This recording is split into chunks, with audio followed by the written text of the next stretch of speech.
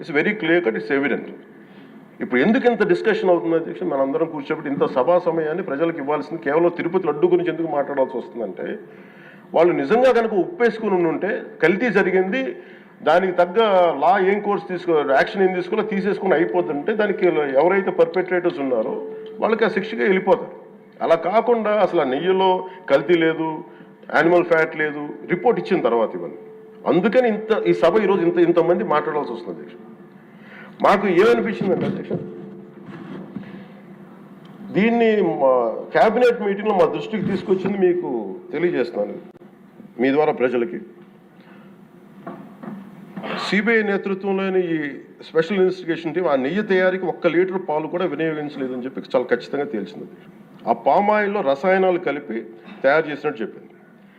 ఆ ఇతర రసాయనాలు ఏ మూలకాల నుంచి తయారయ్యాయో నిర్ధారణ చేసే సాంకేతికత, దానికై సంబంధించిన టెక్నాలజీ ఆ పర్టికులర్ మా వద్ద లేదనేది ఆ సిట్ తేల్చేసింది. ఈ కేసులో 36 మందిని నిందితులుగా తేల్చింది. శ్రీవారి ప్రసాదాన్ని అపవిత్రం చేసేందుకు ఒక ప్రణాళిక, ఒక ప్లాన్ ప్రకారం కుట్ర జరిగిందన్నట్టు సిట్ తెలియజేసింది. అలాగే దీనికి ముందు ఏం జరిగిందని చూస్తే, తమకి నచ్చిన సంస్థలకి నెయ్యి సరఫరా కాంట్రాక్టులు కట్టబెట్టేందుకు ఒక ప్రణాళిక ప్రకారం టెండర్ నిబంధనలు సవరించారు. నెయ్యి సరఫరాకి సంస్థకి ఉండాల్సిన కనీస వార్షిక టర్నోవర్ 250 కోట్ల నుంచి 150 కోట్లకు తగ్గించారు. రోజుకి 4 లక్షల లీటర్ల పాలు సేకరించాలన్న నిబంధనని తొలగించారు. డైరీ రంగంలో 3 ఏళ్ల అనుభవం ఉండాలన్న నియమాన్ని ఏడాది కుదించారు. రోజుకి 12 టన్నుల వెన్నెయ్య తేయాలన్న నిబంధనను కూడా 8 టన్నులుగా మార్చేశారు. అంటే ఒకరికి నెయ్యి కాంట్రాక్ట్ ఇవ్వాలంటే ఇన్ని నిబంధనల్ని తూట్లు పడిచారు. అది చేసిన తర్వాత మళ్ళీ సవరణ అనంతరం వీళ్ళు ఎంపిక చేసిన సంస్థలు 20-23 మధ్య నెయ్యి సరఫరా చేశాయి. నెయ్యి సరఫరా చేసిన సంస్థకు అందుకు కావాల్సిన కనీస అర్హతలు లేవని సిట్ ఛార్జ్ షీట్లో ఉంది. వీరు నెయ్యి సరఫరాకి ఎంచుకున్న సంస్థలు బోలేబాబా అని కానీ దానికి అనుబంధ సంస్థలు మాల్గంగా, వైష్ణవి డైరీలు 1 లీటర్ కూడా నెయ్యిని పాల నుంచి తయారు చేయాలని స్పష్టంగా చెప్పారు. ఇది 1924 మధ్య 11 కోట్ల మంది భక్తులను శ్రీవారిని దర్శించుకుంటే ఆ కాలంలో మొత్తం 48 కోట్ల లడ్డు ప్రసాదాలు విక్రయం జరిగింది. దాంట్లో సుమారు 20 కోట్ల లడ్డూలు నకిలీ నెయ్యితో తయారయ్యాయని చెప్పి టీటీడీ రికార్డ్స్ తెలియజేస్తాం. ఆ 11 కోట్ల మందికి రసాయనాలతో నిండిన మన లడ్డూలను పంపించారు. అలాగే ఇందులో 1,00,000 లడ్డూలు కూడా అయోధ్య రామ మందిర ప్రారంభోత్సవానికి పంపిణీ చేశారు. నేను మొన్న మన క్యాబినెట్లో మన గౌరవ ముఖ్యమంత్రి గారు మేమందరం కూర్చొని మాట్లాడుతున్నప్పుడు నాకు పర్సనల్గా మెసేజ్లు ఏంటంటే, మన ఈ అయోధ్యకి పంపిన లడ్డూలు ఈ లడ్డూలు కాదు, ఇవి వేరే లడ్డూలు. అలా ఎలా తేడా చెప్తారు వీళ్ళు? దానికోసం ప్రత్యేకంగా అంటే అక్కడ నిబంధనలు ఎక్కడా కూడా మీరు నెయ్యి మేము పలానోళ్ళు కొన్నారు మాకు డీటెయిల్స్ ఇస్తా ఉన్నారు. నేను సభాముఖంగా ఎందుకు వాళ్ళకి పేర్లు ప్రస్తావించారు అది చెప్పిన వ్యక్తులు కానీ వీళ్ళు కానీ. నేను అడిగింది ఏంటంటే, ఓకే మీకు దాని మీద ఆధారాలు ఏమున్నాయి, మీరు ఈ లాటే పంపించారు అయోధ్యకి అనేది మీకు ఏముంటాయి? ఎక్కడ ఏమి లేదు, అన్ని గాల్లో మాట్లాడుతున్నారు వీళ్ళందరూ. ఇప్పుడు మేము అడుగుతుంది ఏంటంటే, దీనికి సంబంధించి కంప్లీట్ పాలక మండలి బోర్డు, టీటీడీ పాలక మండలి board, they have to take responsibility. వాళ్ళని గత ప్రభుత్వాన్ని నడిపిన ముఖ్యుడైన వ్యక్తి వాళ్ళని వెనకేసుకొస్తున్నారంటే అందులో కూడా మీకు కూడా బాధ్యత తీసుకోవాల్సి వస్తుంది. అందుకని సభాముఖంగా మేము అందరికీ ఏం చెప్తున్నామంటే, let the law take its own course. ఎవరైతే దోషులు ఉన్నారో వాళ్ళకి శిక్ష పడాల్సిందే. మా ఉద్దేశం ఒకటే అధ్యక్ష, ప్రాబ్లం ఎక్కడ ఉంది అంటే ఇందులో మనందరం కూడా ఇందాక మన గౌరవ సభ్యులు మాట్లాడతా, నెల్లూరుకు సంబంధించి సోమిరెడ్డి గారు మాట్లాడతా, దర్గా కానీ మన కసుమూరు దర్గా గురించి వీటన్నిటి మాట్లాడుతూ ఉంటే, బేసిక్గా నేను కూడా నెల్లూరులో పెరిగాను కాబట్టి నేను అర్థం చేసుకోగలను. అది ఎక్కడా కూడా వేరే మతాలను కించపరచడం అనేది తెలియదు అది ఈ దేశం. అందుకే ఈ దేశం ఇలా ఉండేది కాదు. అలాంటి దేశం సాంప్రదాయాలని వీళ్ళు కూర్చోబెట్టి కల్తీ జరిగిందంటే వెరీ సింపుల్గా ఏం చేయాలి, అడల్ట్రేషన్ జరిగింది, మేము కూర్చోబెట్టి దీన్ని కరెక్ట్ చేసుకుని మీరు కరెక్ట్ చేయండి, మేము మీకు మద్దతు ఇస్తాం, ఇంతే చెప్పాలి అధ్యక్ష. అంతేగాని దాన్ని వెనకేసుకు వస్తున్నారు అంటే, ఒకటి క్లియర్ కట్ రిపోర్ట్ ఉంది, అందులో నెయ్యి లేదనేది, అందులో రసాయనాలు ఉన్నాయని క్లియర్ కట్ చెప్పింది. ఈ రసాయనాల్లో ఏమున్నాయి అనేది అది పెరుమాళకి ఎరుగదు, ఆయన కూర్చొని చేయాలండి. ఒక రిపోర్ట్ ఏమో మాకు ఎన్డీడీబీ రిపోర్ట్ ఏమో దాంట్లో ఖచ్చితంగా ఈ జంతువు సంబంధించిన అవశేషాలు ఉన్నాయి అనేది చాలా స్పష్టంగా చెప్పారు. అది ప్రాపర్ ఆథరైజ్డ్ బోర్డు. ఇప్పుడు వీళ్ళేమో కూర్చొని అది కూడా మాట్లాడలేదు. Very clear cut as on today special మన సిబిఐ ఇచ్చిన మన ఛార్జ్ షీట్ ప్రకారం ఆ నెయ్యి కాదు, ఇది పామాయిల్తో పాటు రసాయనాలు కలిపింది. దీన్ని కూర్చోబెట్టి వాళ్ళు ఇంత మాట్లాడుతున్నారంటే ఇది ఖచ్చితంగా ప్రజల మధ్యకి వెళ్ళాలి. దీని నుంచి లబ్ధి పొందేది ఏం లేదు ఇక్కడ.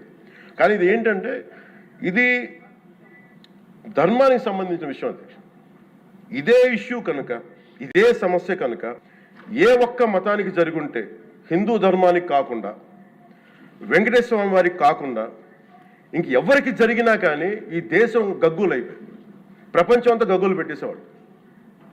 సమస్య ఏముందంటే ఇది ప్రతి ఒక్క హిందూ కూడా ఆలోచించాల్సింది.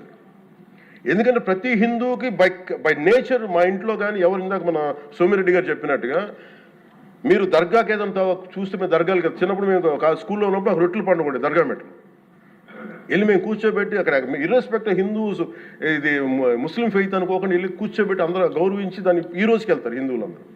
సో ఈ దేశ మూల సంస్కృతి మన ఇస్లాంని గౌరవించేది, క్రిస్టియానిటీని గౌరవించేది, సకల మతాల్ని గౌరవించేది.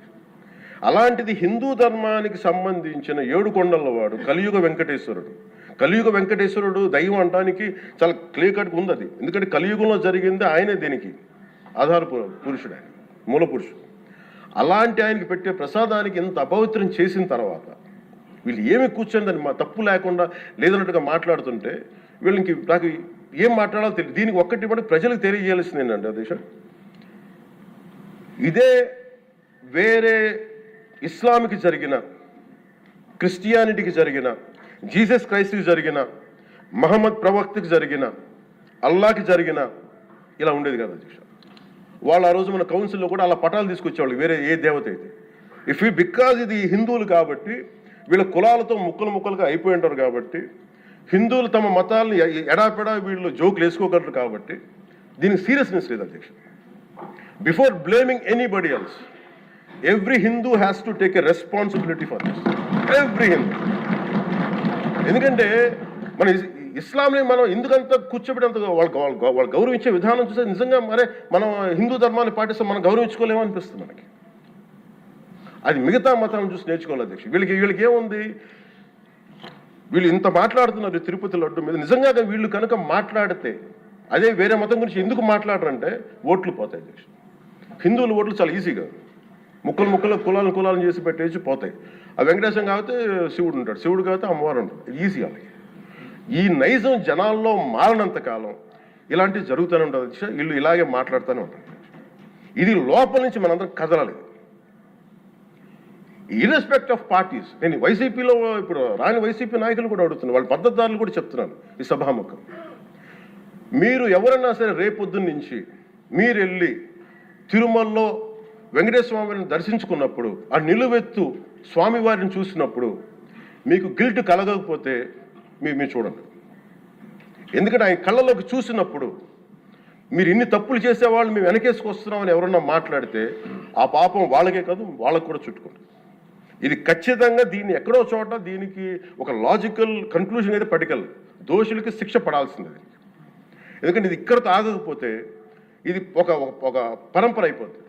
అందుకని మేము ఖచ్చితంగా I'm committed to get this, who are the perpetrator, they should be punished. అలాగే ఒక ముగింపు 2 వాక్యాలు చెప్పి నేను చెప్పి ముగిస్తాను. మొన్న మధ్య నేను ఆముక్తమాల చదువుతున్నప్పుడు 218వ పద్యం,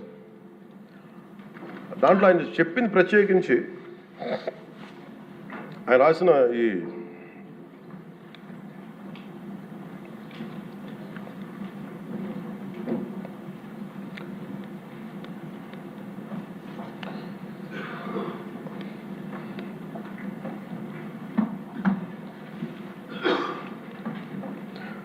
అంటే దేవాలయాల మీద డబ్బుల్ని ఎలా అంటే రాజుకి కర్తవ్యాన్ని ఉపదేశించే పద్యం.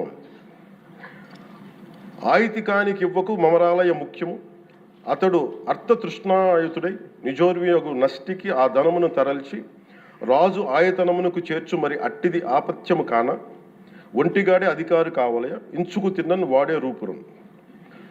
మనకు తెలిసిన మహా గొప్ప పరిపాలకులు కృష్ణదేవరాయలు రాసిన అముక్తమాల్యదలోనిది ఈ పద్యం. దేవుడి సేవలో ఎలాంటి వారిని నియమించాలో రాజుకు కర్తవ్యాన్ని ఉపదేశించే పద్యం. రాజు కోసం వసూలు చేసేవాడికి దేవాలయంపై అధికారం ఇవ్వద్దు. అలాంటి వాడు డబ్బు మీద ఆశతో రాజ్యానికి వసూళ్లలో నష్టం వచ్చినప్పుడల్లా దేవుడది ధనాన్ని తరలించి రాజు ఖజానాకు చేర్చేస్తూ ఉంటాడు. అలాంటిది తప్పుడు పని కాబట్టి ఎలాంటి మమకారాలు లేని ఒంటరి వాడే ఆలయానికి అధికారిగా ఉండాలి. ఒకవేళ వాడు దేవుడి సొత్తు తిన్నప్పటికీ ఆ పాపానికి వాడే నాశనం అవుతాడు. కానీ ఆ డబ్బు తెచ్చి రాజుకి చేర్చడం వల్ల ఆ రాజ్యమే నాశనం అవుతుంది అని చెప్తుంది అధ్యక్ష పద్యం.